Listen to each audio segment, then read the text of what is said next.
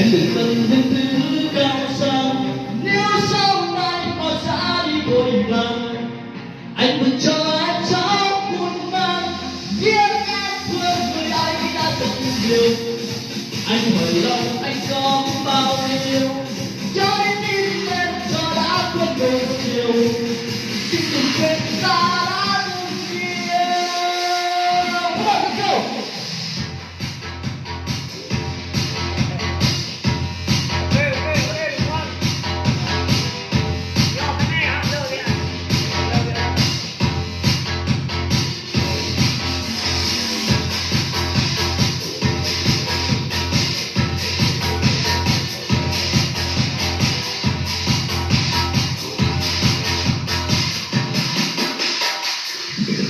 Có biết lòng đẹp hơn ngày đôi ta ban đầu, có nắng cái lòng và em vội vàng qua mong, có đôi mắt lòng buồn hơn mà đi em buồn sầu, có nắng cái lòng và em vội vàng qua mong. Người đàn ông đang đi bên em đang cười như thế nào, sợ người ta không yêu thương em, anh biết phải làm sao. Nếu hôm nay người em yêu vội vàng, em đừng cần những thứ cao sang, nếu sau này họ ra đi vội vàng, anh đừng cho em cháu buồn đau, biết em thương người ấy đã rất nhiều. Anh hỏi lòng anh có bao nhiêu, trái tim em giờ đã quên đủ nhiều. Xin đừng quên ta đã từng yêu. Come on, let's go. Okay, let's do this.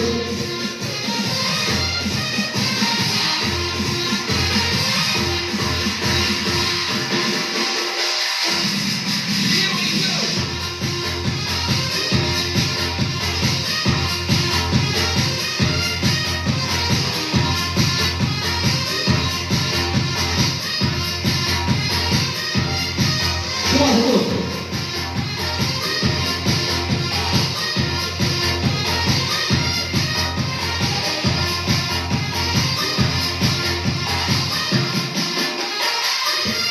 Có những nào đẹp hơn ngày đôi ta bắt đầu, có đớn đau lòng nặng hơn ngày mình xa nhau, có đôi mắt đầu buồn hơn mà đi em buồn sầu, có đớn đau lòng nặng hơn ngày mình xa nhau. Người đàn ông đang đi bên em là người nhớ đến nào, sợ người ta không yêu thương em, anh biết phải làm sao. Nếu một ngày người em yêu vội vàng, em đừng cần những thứ cao sang, nếu sau này họ ra đi vội vàng, anh đừng chờ em cháu muôn vàng, biết em thương người ấy đã rất nhiều. Anh là đâu em có bao nhiêu, trái tim em giờ đã quên đủ nhiều. Xin đừng quên ta đã từng yêu. Nếu một ngày người em yêu vội vàng, em đừng cần những thứ cao sang, nếu sau này họ ra đi vội vàng, anh vẫn cho em cháu muôn vàng, biết em thương người ấy đã thật nhiều. Anh hỏi lòng anh có bao nhiêu, trái tim em giờ đã quên đủ nhiều. Xin đừng quên ta đã từng yêu.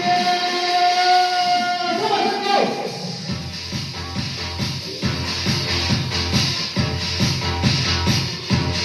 Come on, let's go.